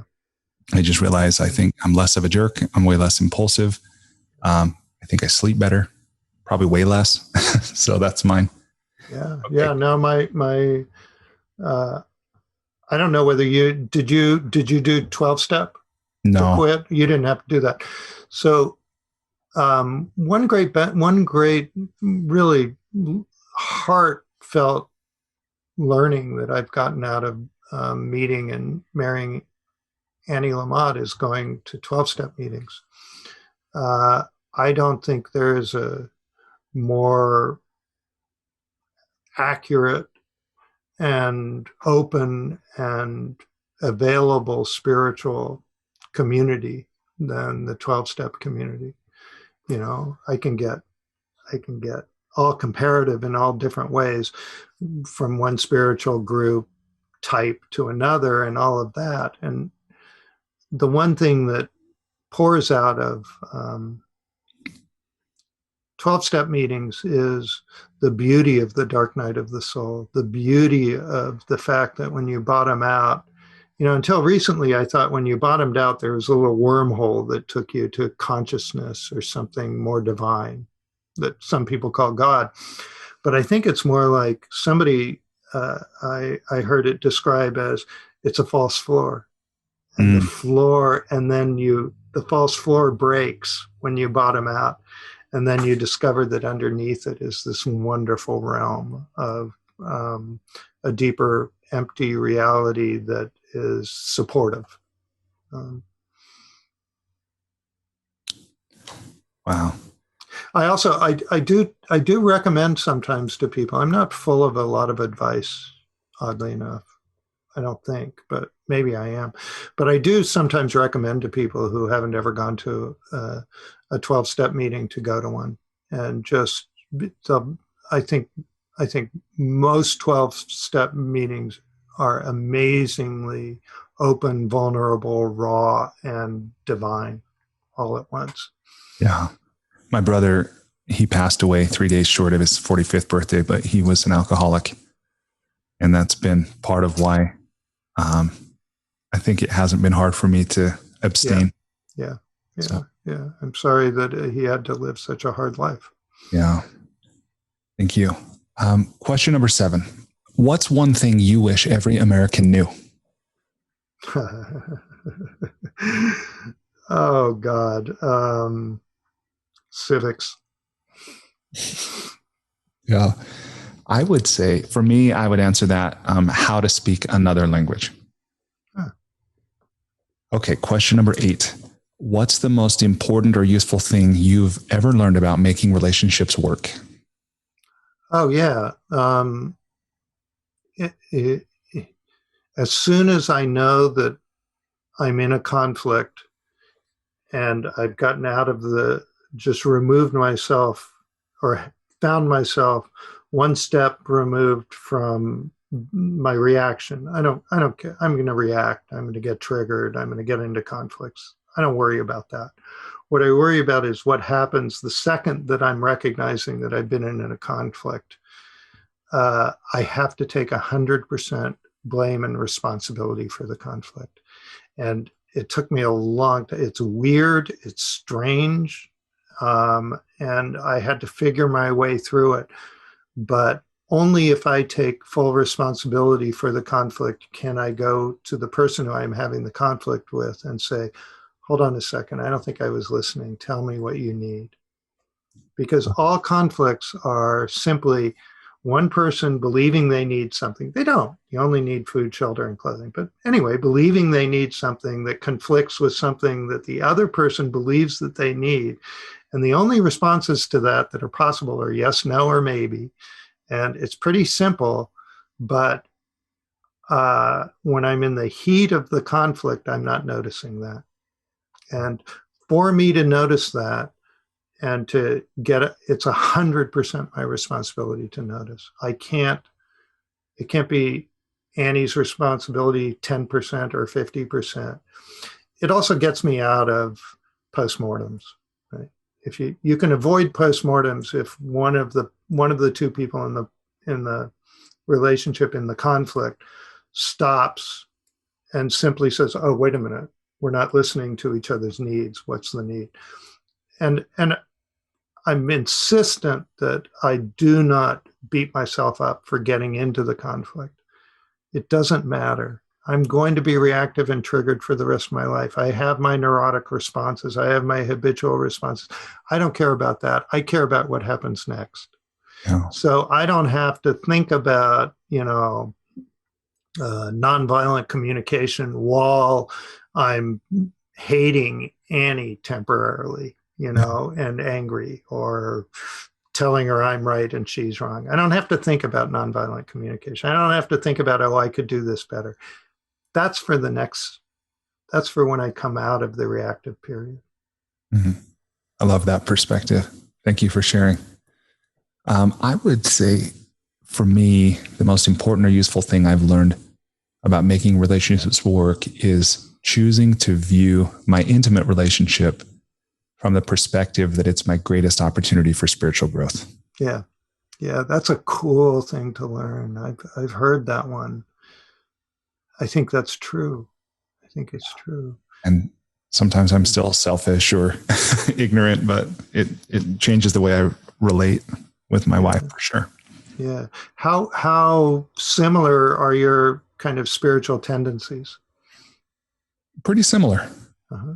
Yeah, we're even when we take personality profile, like Myers-Briggs or the DISC assessment or, things like that, they're so similar. It's amazing.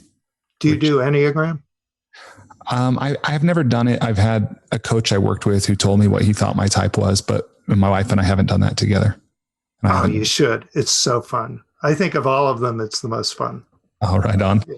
It also has, by the way, levels to it that go well beyond the personality. So there's a book called Facets of Unity that has the level of the Enneagram of the holy ideas, which is not as fun, but kind of takes it in a different direction. So you can but Enneagram's fun. Facets of Unity. That's a book? Yeah. Awesome. I'll check that out for sure. Oh, it's by A.H. Almaas. Yeah. Okay. All right. And then the last question here is about money. What's the most important or useful thing you've ever learned about money? Notice that money flows. And by noticing that money flows, and I think my dad kind of invested this in me, not consciously, but I never had a sense that money was to be hoarded. That doesn't mean I can't save to a certain extent, but it's not to be collected. It's not to be hoarded. It's to be kept in circulation.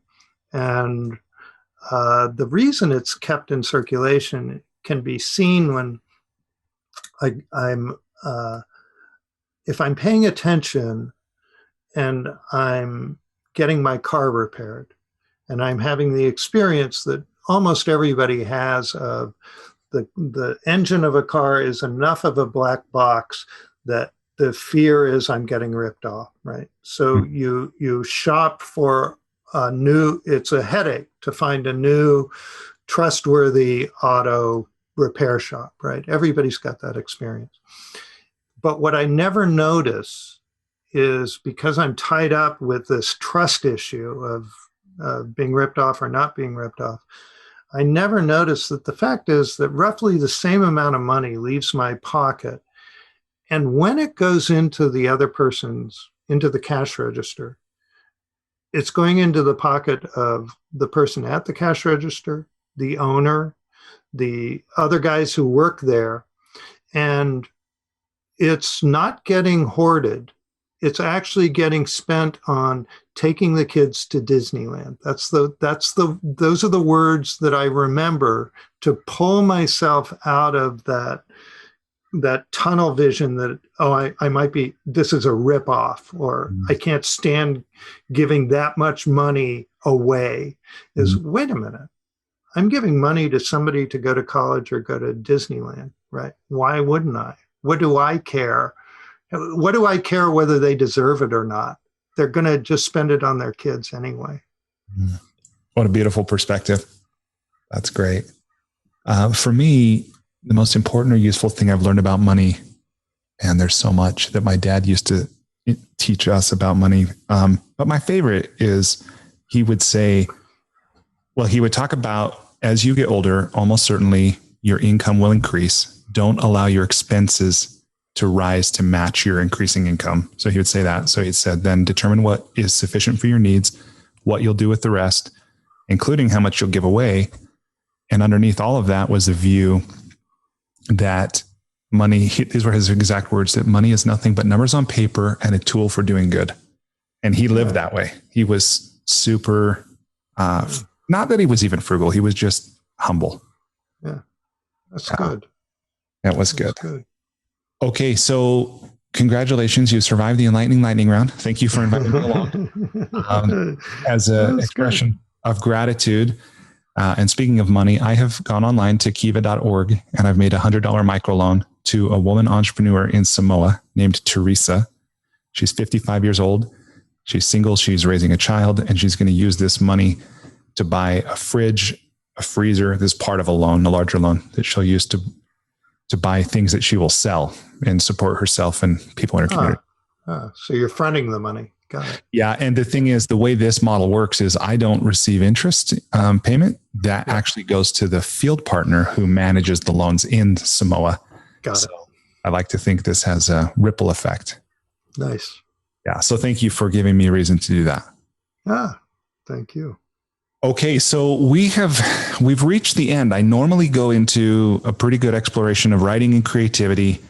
I propose that we just ask one question. You're welcome to share anything that you want related to writing and creativity. I know we've been going a long time, but the question that I would ask is just, what advice or encouragement would you offer anybody listening who is either in the process of writing their own book or who is harboring the dream? And then if there's anything else that you'd want to share about the journey that you've undertaken, I'd love to hear that, but I want to also just be sensitive to how long we've gone already. So two things. One is, it's just like being an entrepreneur and starting up a new business. It will take many more steps and longer than you think. And it always does. And every entrepreneur discovers this. Everybody who goes out and puts a shingle out and becomes a contractor, and they discover that there is no easy way to develop a market. Well, the same thing's true of Books are a very complex affair, and it will take longer, and it'll take more steps and than you expect, and just know that, and recognize that you're there to watch the steps as they happen. The steps aren't there to get to a conclusion. The conclusion you think is the meaning of it, when all the conclusion is a conclusion, right? So that you can leave it behind and do something else next. So it's just like any other task. The second thing is, for the craft of writing, I came up through journalism. And so for me, I learned the craft of writing through the osmotic process of reading high literature. So read high literature. If you read high literature, you're allowing in more complex sentence structures, right? If you're reading popular low literature or non-literature, you're seeing the same sentence structure, subject, verb, object, over and over and over again. All the sentences look pretty much the same. And that doesn't make good writing. But for the other side of it, learning techniques, I learned it in journalism. And so I developed a kit bag of rules that allow me to go back through anything I've written and take another pass. And there are about 35 rules that I rely on, and that, sometimes feel like they're well settled in me. Other times I have to remind myself of them, but that I find are most of what I do when I edit are located in those 35 rules. Like my wife says, she's famous for this term, shitty first drafts. Do that. Just get it out and spend fun time editing. But to just spend fun time editing, I do it through these rules, and you can see them. They're listed. I have a little essay that lists them all on shapesoftruth.com. If you go to the page that's called Essays, which is, I think, shows up on the top home screen, you see Essays. It's clear. It's either the second or third down. There are like 30 some rules for writing that I find I use. Awesome. I'll definitely link to that in the show notes. And as you mentioned, people can navigate there on their own, but I'll try to make it easy for people to find. What do you know about writing? Oh my gosh, writing, I think it never gets easier as a process. Mm-hmm. I think our writing improves, although, as I talked about, progress and change are an illusion. I think is one of these things. I think it's true that, I hate to say this, but I think people either are writers or they're not. Hmm. And I think people feel called to it. It feels like something that they're in the grip of, that they can't turn away from, or they don't. And I think we have to engage with it to really discover that for ourselves. And that still a spectrum. Like, I love the story when Isaac Asimov was asked, I think by Barbara Walters, if you only had 60 minutes to live. I think that was a question. If you only had 60 minutes to live, what would you do? And he said, type faster. Yeah, so he was about as prolific as they come. Yeah. Yeah. Like 500 books he wrote and edited, or edited. So there's people that are that way through and through, the people that wake up at 4 a.m. Like I've seen that as I've asked people their habits and routines on this program, about 150 interviews now, all with authors. And many of the people who publish, they say that I get up before anyone else. I'm up for hours. And then another thing that I've seen is, as I read, and this was a book Mason Curry wrote about, I think it's called Daily Rituals, How Artists Work. Have you seen this book? No. I love it. He went and did profiles of authors and artists and even a few scientists. And what he found was that people, and these were Victor Hugo and Benjamin Franklin and, Joseph Heller and so many well-known people, but that many of these people, they only worked 3 hours a day. Yeah. But they were in their zone of genius doing something they loved, and they did it for decades. And it's like that little by little, it does result in something. So I'm fascinated by words and creativity and human interaction. And so I love it and I hate it. Yeah. I mean, it's interesting. I got interested in that, 2 or 3 hours a day thing, from an another statistic, which is how many words a day do the great novelists of our time write? And it's a very narrow band. It's 500 to 1,500. Yeah. And whether it's Ian McEwan or I think Marilyn Robinson, it's 50, but she's the only writer I know who doesn't do a second draft. Wow. She thinks through everything about every word that she puts down. And she also she doesn't have a lot of authors don't have this. She doesn't have a plot planned out. She starts with a scene, and then she lets what happens happen from that point on. And she's very rigorous about how she thinks about what the next sentence will say. She'll at most do 50 words, but most do 500 to 1,500, which is, that's doable. Anybody can do that in a few hours. Yeah, if you're consistent, right? And I think to organize one's life around it, to treat it like a practice, or a calling or a purpose and so forth. And then to this idea that there is no one way. I mean, there's what works for me. Right. Some people write with music. Some people write with only instrumental or classical. People write in coffee shops or at home. And it is this wonderful opportunity to get to know ourselves and our preferences and aversions and like all that. Yeah. Yeah. Well, Neal, I have really, really enjoyed this conversation. I'm so grateful to you for being so generous with your time and agreeing to come on in the first place and then going so deep. It's been wonderful. So thank you. I had a lot of fun. Thank you. And it's really good to meet you. And I hope we meet again. Yeah, for sure. Well, okay. Everybody listening, today, my guest, Neal Allen, his latest book, Shapes of Truth, Discover God Inside You. You can visit him, as we've talked about a couple of times, on shapesoftruth.com. It is .com, right? Yeah. And all right. And we'll wrap there.